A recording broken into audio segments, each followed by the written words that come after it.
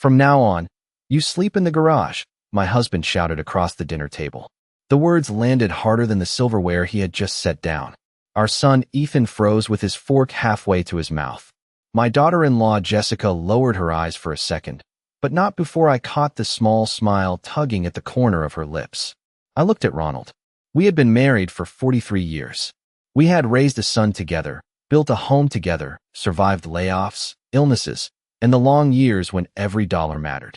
Yet there he was, staring at me as though I were an inconvenience that had overstayed her welcome. The dining room suddenly felt smaller. The chandelier above us cast a warm glow over the polished oak table, but nothing about that room felt warm anymore. "Did you hear me?" Ronald asked. His voice was calmer now, which somehow made it worse. "The garage. Starting tonight." Ethan shifted uncomfortably in his chair, but said nothing. Jessica reached for her glass of iced tea and took a slow sip. I realized then that none of this had surprised them. Whatever was happening had begun long before that dinner. I folded my napkin carefully and placed it beside my plate. Then I looked directly at my husband and said the only word that came to mind. "Okay." The silence that followed seemed to confuse everyone at the table. Ronald blinked. Jessica straightened slightly. They had expected an argument. They had expected tears, outrage, pleading. Instead, I stood up, carried my plate into the kitchen, rinsed it under warm water, and placed it neatly into the dishwasher. No one followed me. No one apologized. 20 minutes later, I carried a small overnight bag through the mudroom and into the garage. The space smelled faintly of motor oil and old cardboard boxes. A portable heater sat in one corner beside shelves filled with holiday decorations. There was a folding cot left over from a camping trip years ago. I opened it and spread a blanket across it. Then I sat down and listened. Through the wall, I could hear laughter coming from inside the house. Ronald's deep voice. Jessica's light giggle. The sound drifted through the drywall as though I no longer belonged on the other side of it. I should have felt devastated. Instead, I felt something else. Something colder. Because 2 hours earlier, before dinner, I had opened a dusty storage bin in the back of that very garage while looking for Christmas lights.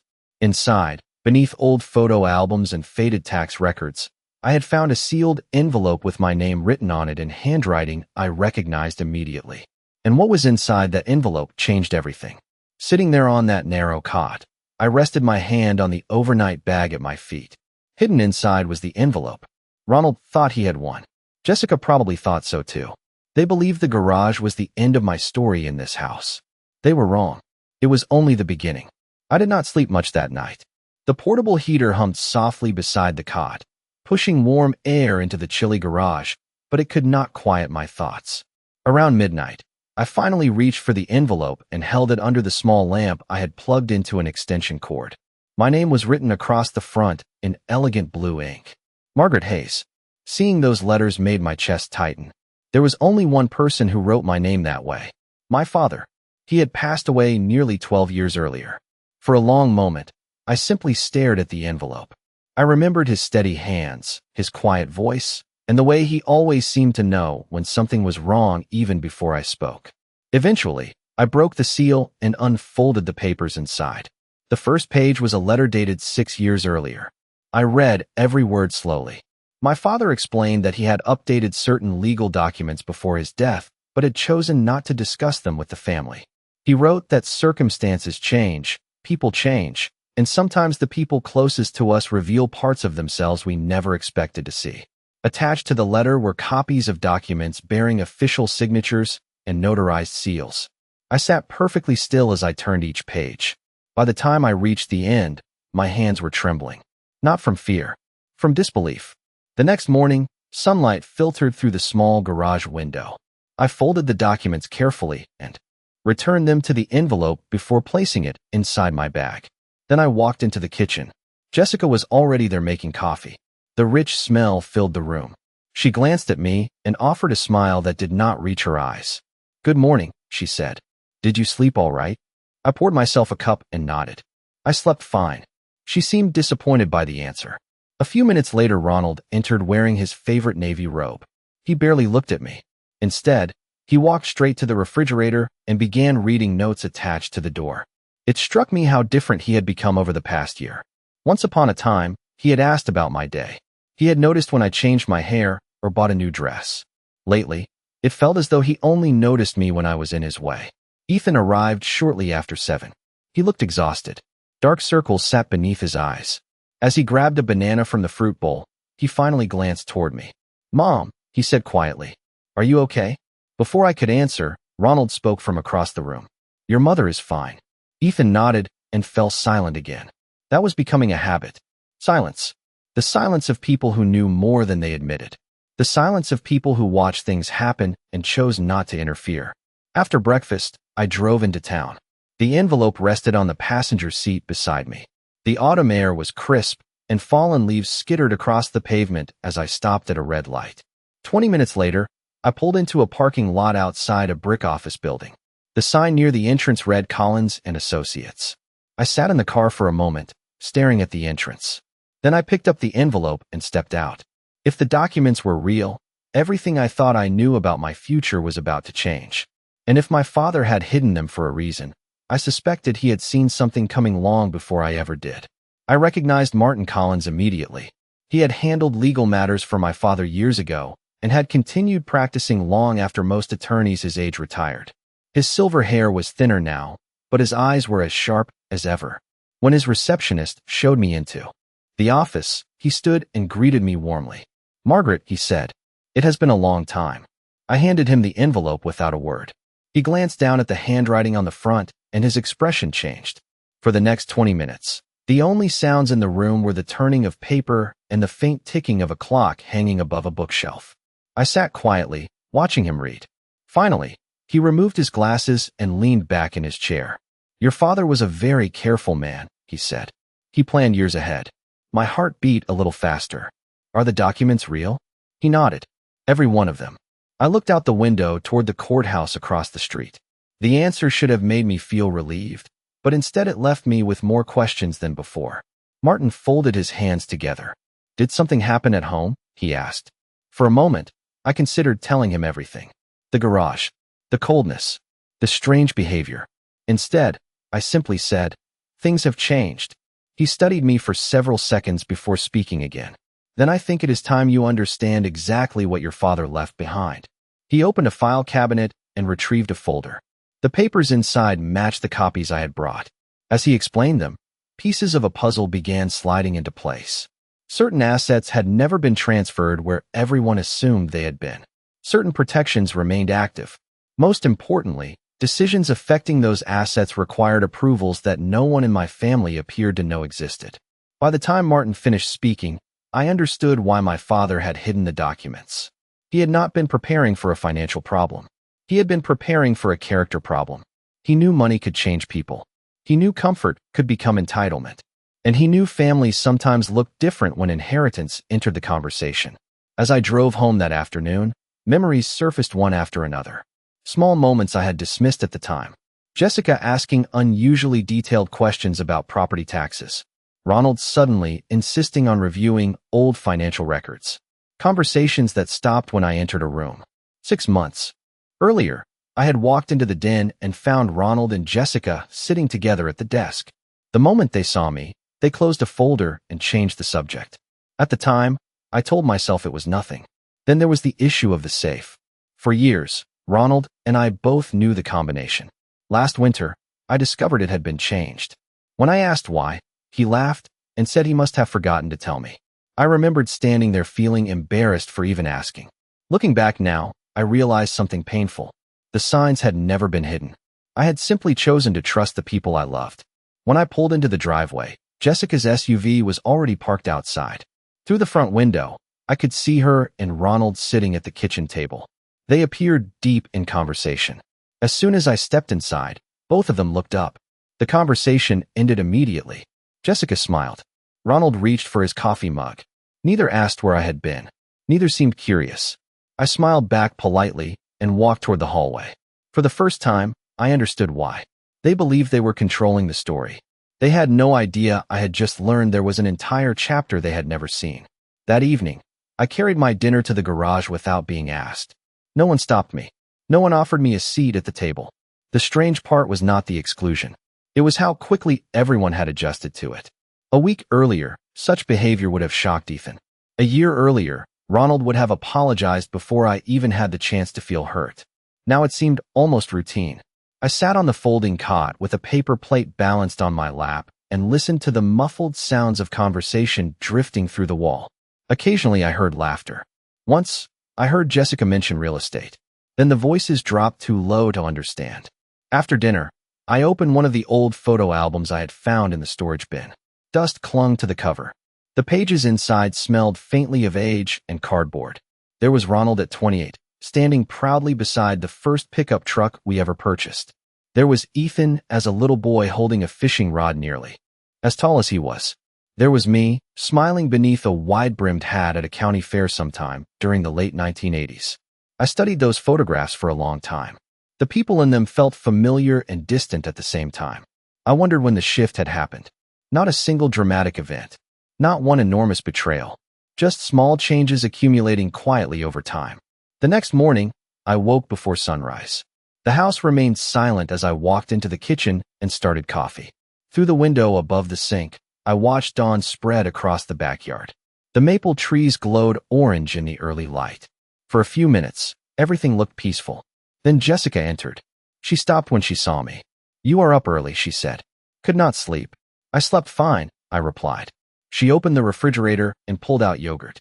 "Ronald and I might be meeting with a financial advisor next week," she said casually. "There are a few things we are helping organize." The comment seemed innocent. The timing did not. I poured coffee into a mug and looked at her reflection in the window. "That sounds important." She smiled. "It is mostly paperwork." Paperwork. The same word Ronald had begun using constantly over the past several months. Paperwork for investments. Paperwork for taxes. Paperwork for future planning. Always paperwork. Never details. Later that afternoon, while carrying a box from the garage into the house, I passed the study and noticed the door was partially open. Ronald was inside speaking on the phone. He did not see me. "Everything should be finalized soon," he said. A brief pause followed. "No, she does not know anything." I continued walking without making a sound. My pulse remained steady. My breathing stayed calm. Yet those 6 words echoed in my mind for the rest of the day. She does not know anything. By evening, I had reached a decision. I would stop searching for explanations from the people around me. I would stop hoping someone would suddenly tell the truth. Instead, I would observe. I would listen. I would let them continue believing their assumptions. My father had understood something important long before I did. People reveal themselves most clearly when they think no one is paying attention.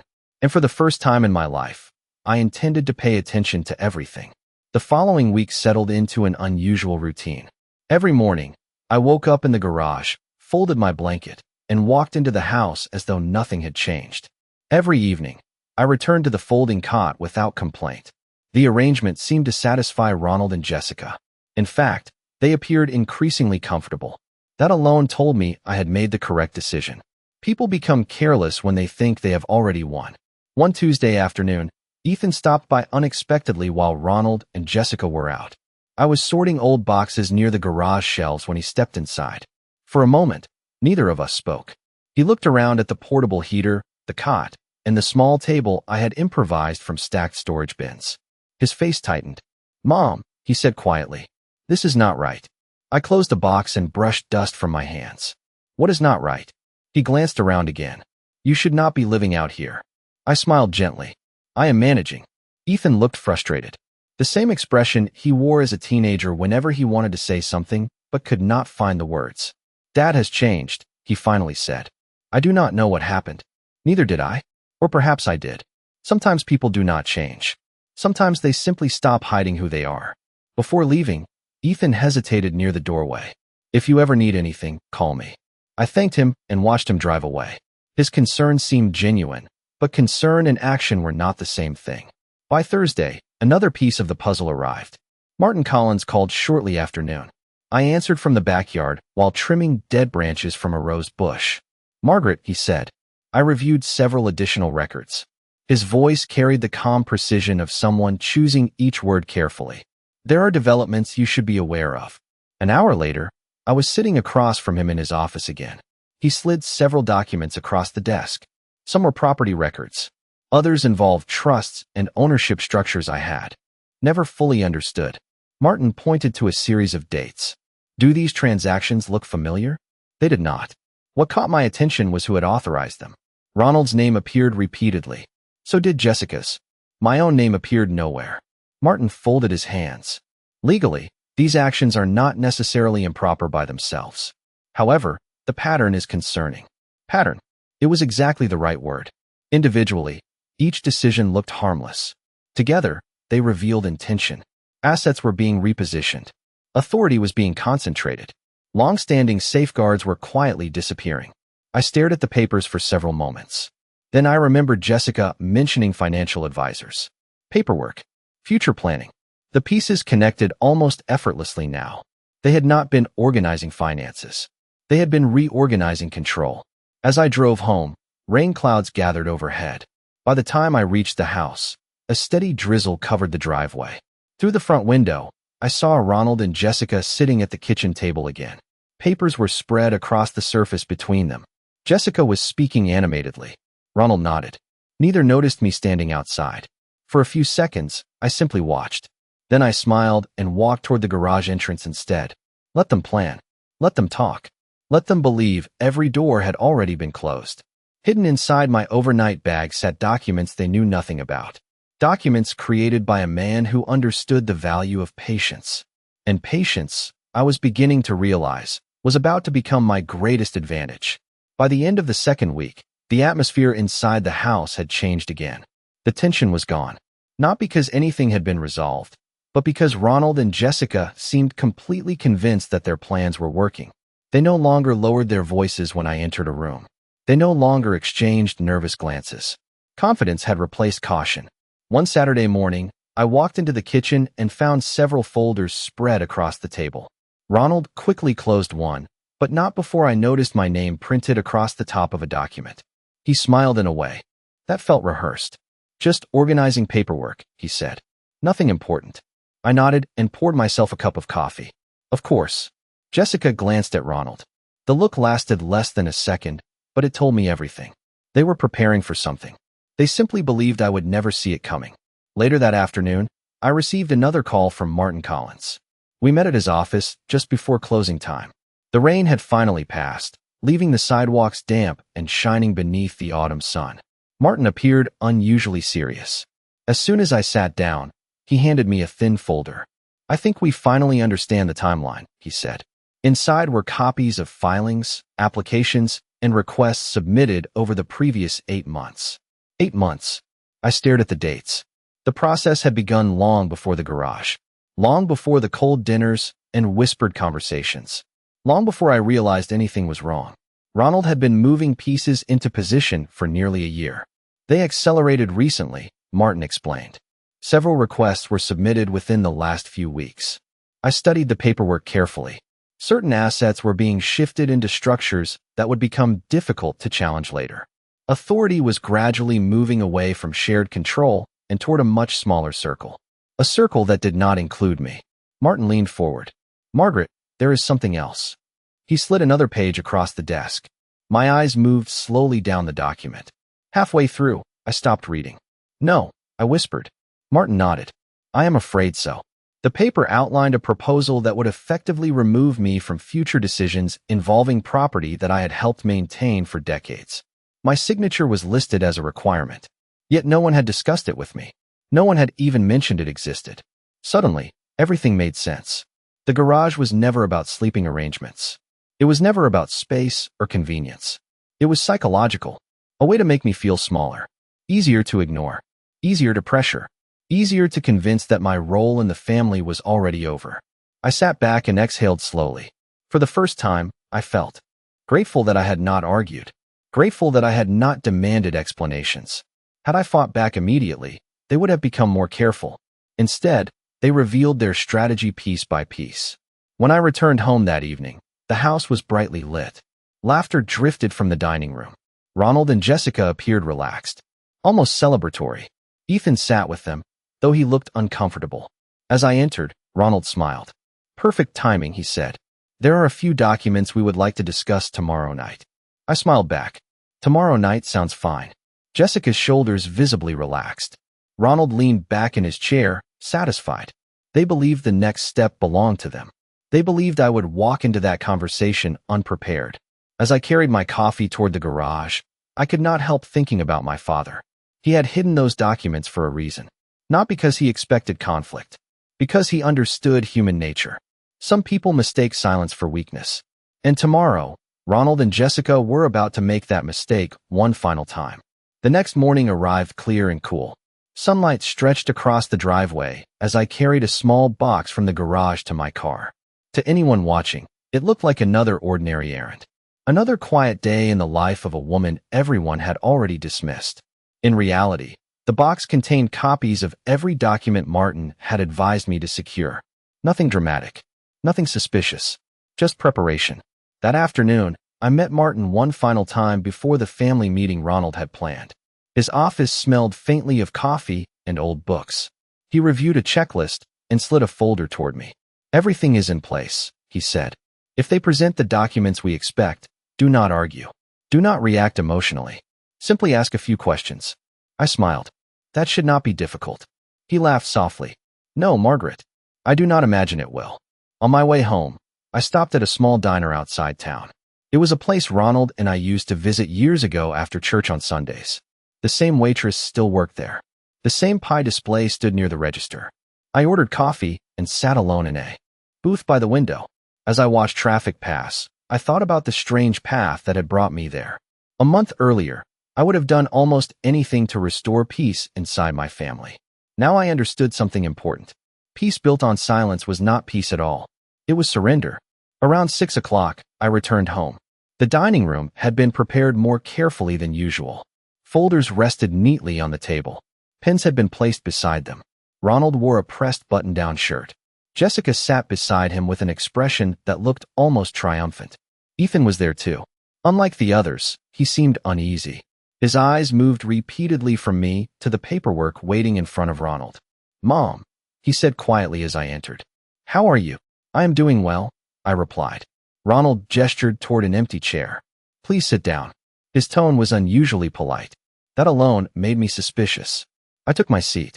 Jessica folded her hands neatly in front of her. Ronald opened the first folder and began speaking. The presentation sounded rehearsed.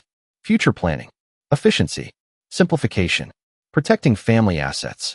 Every phrase had been carefully chosen to sound reasonable. Any stranger listening might have found the proposal perfectly sensible. But I knew what lay beneath the language. Control, exclusion, consolidation. Ronald eventually slid several pages toward me. "These updates will help avoid complications later," he explained. "Everything has already been reviewed." I glanced down at the documents without touching the pen beside them. Then I looked up. Already reviewed by whom? The room became noticeably quieter. Ronald hesitated. Jessica answered first. "Professionals." "Which professionals?" I asked. Her smile weakened slightly. Ronald cleared his throat. "Margaret, there is no need to make this difficult." Difficult. The word hung in the air. For years, I would have backed down at that point. For years, I would have prioritized harmony over questions. Not anymore. I folded my hands calmly and asked another question. Then another. Nothing aggressive. Nothing emotional. Just patient curiosity. With each answer, Ronald seemed less comfortable. Jessica grew increasingly tense. Ethan remained silent, but I noticed something new in his expression. He was finally paying attention. By the end of the conversation, one thing had become very clear.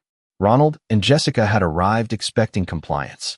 Instead, they were encountering resistance they did not understand.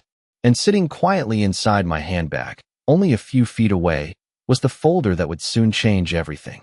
The meeting continued for another 20 minutes. Ronald kept returning to the same phrases. Efficiency, simplicity, future planning. Jessica occasionally stepped in to reinforce his points, but the confidence she had displayed earlier was beginning to fade. Every time I asked a question, the conversation drifted further away from the script they had prepared. Ethan sat quietly beside them, listening more carefully than I had seen him listen in years. Eventually, Ronald pushed the documents closer to me. "Margaret," he said, forcing a patient smile, "there is really no reason to delay this. Everything has been arranged." I looked down at the pages again. Then I gently closed the folder. "I agree," I said. "Everything has been arranged." For a moment, relief flashed across Jessica's face. Ronald relaxed into his chair. They thought I was finally giving in. Then I reached into my handbag and removed my own folder. The room became still. I placed it on the table between us. Ronald frowned. What is that? Something my father left for me, I replied. Jessica's expression changed instantly. Not fear. Not yet. But uncertainty. The kind that appears when a person realizes there may be information they do not possess. I opened the folder and removed several documents. Ethan leaned forward. Ronald's eyes narrowed. I spent the last few weeks learning things I should have known a long time ago, I said calmly. And I asked a lot of questions. Nobody interrupted. It turns out some assumptions have been made about ownership, authority, and future decisions. Ronald shifted uncomfortably. What are you talking about? Instead of answering immediately, I slid the first document across the table. Then another. Then a third. Ronald picked them up. Jessica leaned closer to read. The silence lasted nearly a full minute. I watched their expressions carefully. Confusion appeared first. Then disbelief. Then concern. Ethan looked from the papers to me.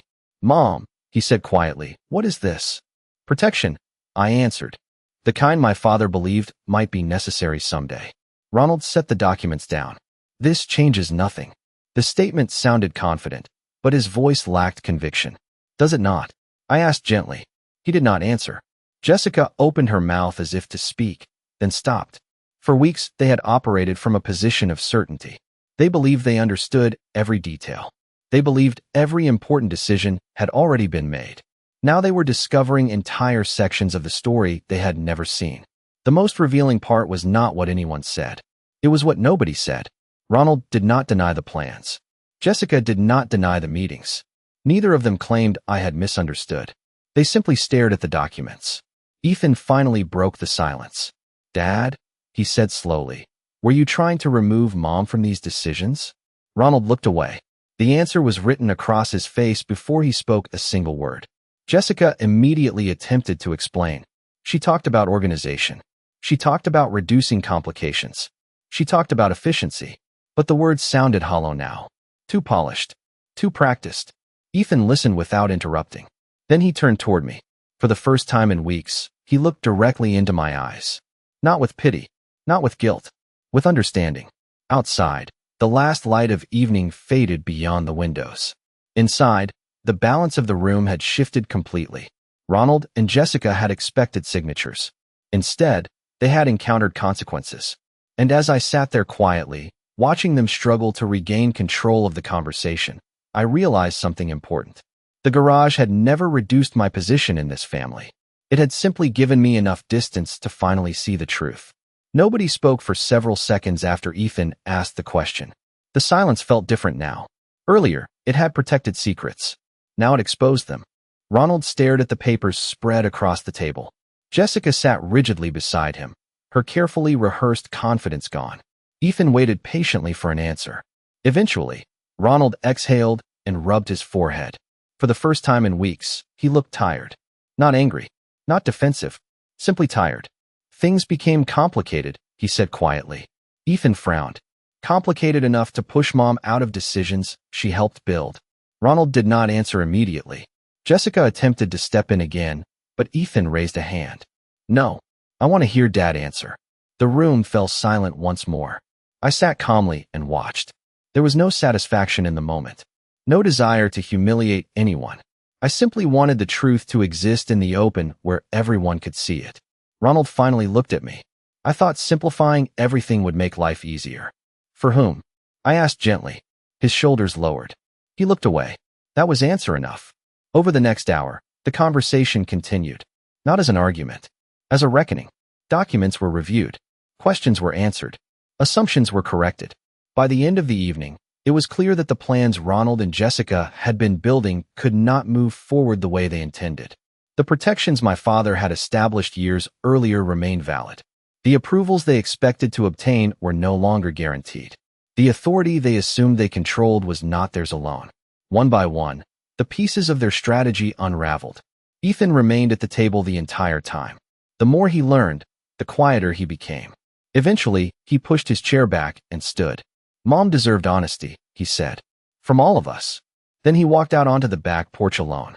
After the meeting ended, I gathered my folder and returned to the garage. It was late.